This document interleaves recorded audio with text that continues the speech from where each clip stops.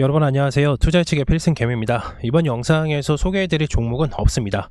없는 이유는 안 그래도 중동 제5차 전쟁이 일어나는 거 아니냐 관련돼서 현재 국내 증시가 어떻게 흘러갈 것인지 좀 총평을 좀 다루면서, 그리고 산업통상부 자원에서 들어가 보면 자세히 알 수 있는 무역 수지를 좀 볼 수가 있어요.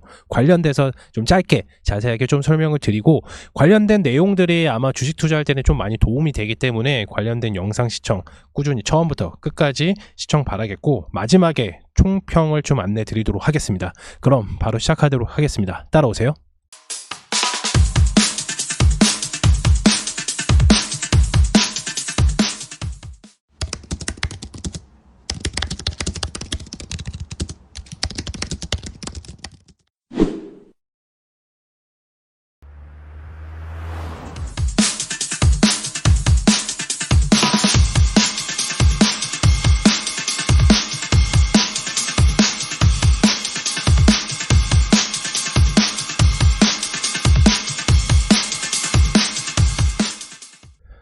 차 중동전 국내 증시 전망 바로 좀 살펴보도록 하겠습니다. 결과를 마지막에 좀 들으신 분들은 영상 끝자락에 보면은 제 총평이 나와 있으니까 그거 확인해 주시면 되시고요. 관련된 사항들 뭐 알루미늄이 있고 뭐 국제유가가 있고 금이 있고 있는데, 관련된 사항을 좀 간단하게 좀 설명을 드리도록 하겠습니다.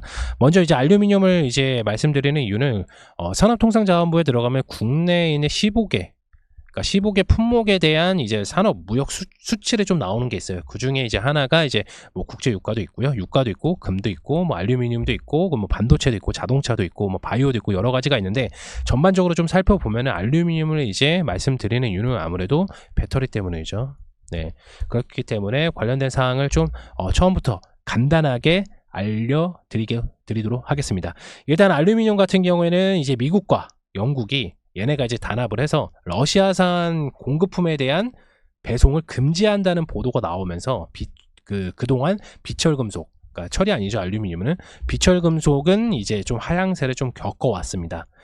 그렇지만은 다시 하향세를 겪으면 다시 한번 또 없는 반등을 하기 시작하거든요. 그래서 러시아산 수출이 다시 한번 증가가 되면서 안정을 보이기도 했었지만은, 뭐 관련된 뭐 이슈들이 너무 많아서 그 중에 이제 러시아산 품목의 제재가 계속해서 진행이 되면서 알루미늄과 니켈 가격이 상승을 할 수밖에 없었습니다. 그렇기 때문에 현재 알루미늄 가격은 6% 정도 상승을 하였습니다. 관련된 종목으로 보면은 KBI 메탈, 그리고 조일 알루미늄, 대창, 세명전기 이렇게 있는데, 러시아 품목에 대한 제재가 진행이 되면서 알루미늄 가격이 상승하는 이유가 뭐냐면은, 러시아가 이제 알루미늄 수출에 대한 거를 좀 많이 갖고는 있기는 했어요. 근데 결국에는 큰 업체에서 수출이 중단이 되면 나머지 이제 중소기업이라든지 이런 걸 대체를 해야 되는데, 그 대체할 수 있는 그 품목이 되게 수량이 적잖아요. 그렇기 때문에 가격적인 부분이 올라갈 수밖에 없다, 이렇게 보실 수가 있는데, 뭐 간략하게 설명을 드리자면, 러시아나 우크라이나 전쟁 때 우리가 킹크랩이 굉장히 저렴했었죠. 예. 그 이유는 뭐냐면은 당연히 이제 수출을 못하기 때문이에요. 예, 대량으로 원래는 이제 안정된 공급 물량이 있는데, 이게 수출이 이제 전쟁으로 인해서 수출이 좀 안 되다 보니까 물량이 한꺼번에 좀 들어옵니다. 예, 그렇기 때문에 이 한꺼번에 들어온 엄청나게 큰 물량은 당연히 가격적인 부분이 다운이 될 수밖에 없다. 그렇지만은 최근에 이제 킹크랩 가격이 다시 한번 상승을 하는 이유가 보다 엄청나게 들어왔던 물량이 절반으로 쪼개졌기 때문에, 그러니까 수요와 공급에 대한 차이라고 좀 보시면 됩니다. 이해되셨나요?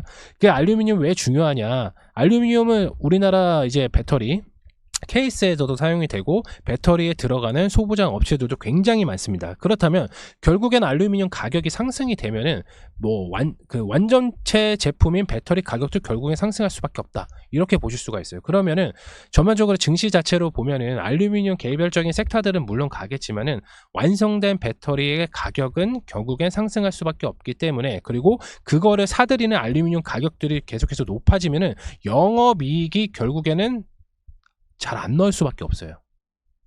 네, 그렇기 때문에 좀 많이 중요한 부분이었다. 그리고 이제 국제유가를 살펴보면 현재 다 알고 계시잖아요. 5차 중동전으로 인해서 국제유가가 결국에는 계속해서 상승을 할 수밖에 없는데, 좀 그 전에 좀 살펴보면 일부 투자회사들이 뭐 미국도 그렇고 우리나라도 그렇고 이미 상당 부분이 좀 반영이 돼 있었죠. 왜냐면 이란과 이스라엘이 뭐 어저께 뭐 주말 동안에 전쟁을 난 건 아니고 그 전부터 1차, 2차, 3차, 4차까지 계속해서 약간 좀 썸씽이 있었는데, 중요한 거는 뭐였냐면은 이란이 이스라엘 본토에다가 폭격을 했습니다. 예, 그게 좀 중요하죠. 최초에 있는 사례이기도 하고, 이에 따라서 이제 이스라엘이 보복을 할 것이냐 안 할 것이냐, 요게 초점이 좀 맞춰져 있습니다. 그래서 만약에 이스라엘이 이란한테 이제 공격을 한다면, 보복 공격을 한다면 이란이 극단적인 사례가 나올 수가 있기 때문에 국제유가 가격 상승도 배제를 할 수가 없습니다. 그렇기 때문에 많은 바쁘신 직장인분들이나 뭐 주식에 대해서 자주 살펴볼 일이 없으신 분들께서는 지금은 대응하기가 많이 어려우니까 현금 비중을 좀 가지고 계시는 게 좋다. 근데 만약에 내가 이제 단기적으로 좀 대응을 원하신다고 하시면 요 관련된 종목을 체크해 보시길 바라겠습니다. 그리고 금입니다. 금값이 계속해서 이제 상승하는 이유는 뭐 여러 가지 이유도 있겠지만은 아무래도 골드만삭스가 중국의 인민은행 등 뭐 신흥국 중앙은행이죠. 신흥국 은행에 대해서 지속적으로 이제 매입이 되고 있는 상황을 보면은 연말 목표치를 계속해서 올리고 있기 때문에 금 누구나 사면은 다 올라간다는 전제 조건이 있어서 금값이 많이 상승을 하는 부분들도 있습니다. 그렇지만은 금값 하락 시나리오가 또 있습니다. 하락 시나리오는 뭐냐면 지정학적 리스크의 감소죠. 결국엔 5차 중동전이 좀 끝나고, 그리고 우크라이나 러시아 전쟁이 만약에 종결이 된다고 하면 지정학적 리스크가 좀 감소를 하기 때문에 금값이 하락을 할 수가 있습니다. 이 점 유의해 주시면서 금으로 투자하시는 분들께서는 이 점 참고해 주시길 바라겠고요. 마찬가지로 이제 뭐 연준 통화 정책 이하에서도 있을 수가 있고요. 그리고 소비자들의 금 매입 감소도 있을 수가 있습니다. 아까도 말씀드렸다시피 금값이 계속 오르고 있으니까 금 투자에 관련된 이슈가 굉장히 많아서 소비자들의 투자 심리가 금으로 좀 많이 매입된 경우가 좀 많이 있습니다. 그런데 그 부분에서 금 매입 감소라든지 연준 통화 정책의 가격 요인 하락을 좀 보게 되면은 나중에는 금값이 좀 하락을 할 수 있다, 이렇게 볼 수가 있고, 관련된 종목으로는 엘컴텍, 이구산업이 있습니다. 그러면 다음 지표 살펴보도록 하겠습니다.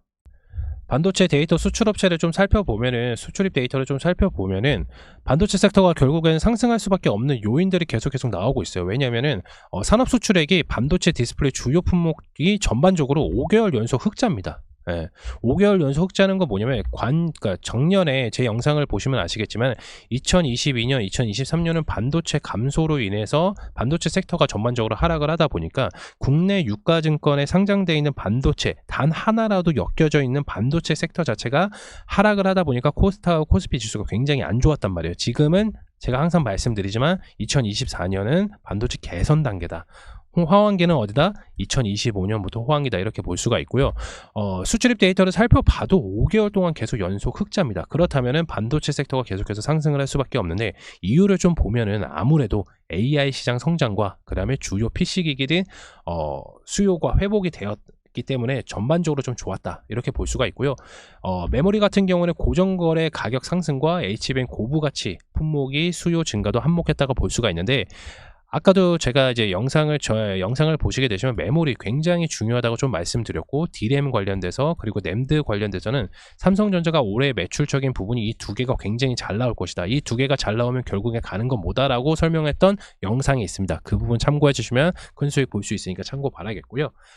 두 번째는 자동차입니다. 자동차는 오히려 수치는 좀 떨어졌습니다. 이유가 뭐냐면 조업 일수가 좀 많이 감소를 했어요. 우리나라가 이제 대체적으로 연휴가 좀 많은 날이 1월 달부터 이제 3월 달에 좀 많이 껴 있어요. 그래서 조업 일수가 좀 감소가 되었던 부분들도 있고요. 그리고 업체 생산 시설이 좀 중단되는 부분들도 있었습니다. 그래서 수출은 좀 감소가 되었는데, 그럼에도 불구하고 현대기아차 1분기 총 매출을 좀 보게 되면은 완성차 침체기에도 좀 불구하고 판매 단가가 높은 하이브리드 판매 개선으로 인해서 1분기 63조, 그리고 영업이익이 6조 원이 넘어 시가총액을 그러니까 현대기아차죠, 합산 100조를 돌파할 것이라는 기대감에서 매수세가 계속해서 방어적으로 들어온 분위기가 있습니다. 물론 중동 리스크는 전반적으로 비중이 큰 직접적인 영향을 좀 제한될 수는 있는데, 그렇지만은 산업통상부에서는 유가와 물류비 상승에 따른 파급 효과가 상당한 만큼 사업통상부에서는 수출 바우처, 한마디로 이거 바우처를 추가로 확대하면서 피해 발생 기업에 대한 무역금융 특별 지원금을 적극적으로 실행 예정입니다. 그래서 이 부분 좀 살펴보면 되고, 결론을 좀 말씀드리겠습니다. 결론은 뭐냐면 지정학적 리스크는 글로벌 증시의 영향력은 당연히 있을 수가 있습니다. 그래서 24시간 거래가 되는 코인 시장부터 시작해서 국내 증시까지 영향을 좀 받고는 있는데, 현재 증시 하방 경직성을 좀 보이고 있습니다.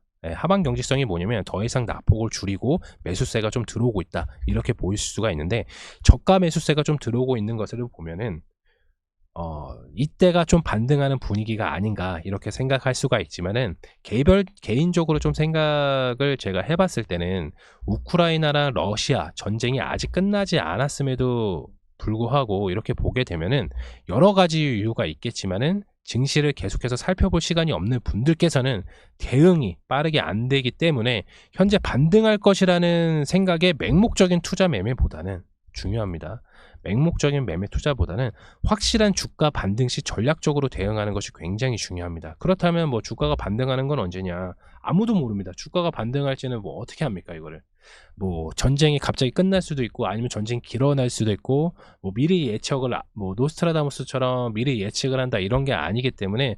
근데 차트만 좀, 주요 종목들의 차트만 봐더라도 어느 분기점이 좀 반등할 것이라는 건 좀 명확하게 좀 나와 있기 때문에, 만약에 근데 그런 반등을 완벽하게 인지를 하고 나서 매매를 하는 게 아니라 어느 정도 반등 기대감에 만약에 매매를 한다고 하면은 아무래도 반도체 섹터 위주로 좀 들어가는 게 좀 좋습니다. 왜냐면 무역 수지를 봐도 결국에는 반도체가 계속해서 흑자 달성을 하고 있고, 매출적인 부분 퍼포먼스가 계속 나오고 있기 때문에 증시를 자주 못 보시는 분들께서는 아무래도 반도체 섹터를 좀 가지고 있는 게 좀 좋습니다. 그래서 반도체 섹터 조정 때 매집을 하는 것도 고려해 볼 만한 상황이다, 이렇게 말씀을 드릴 수가 있고요.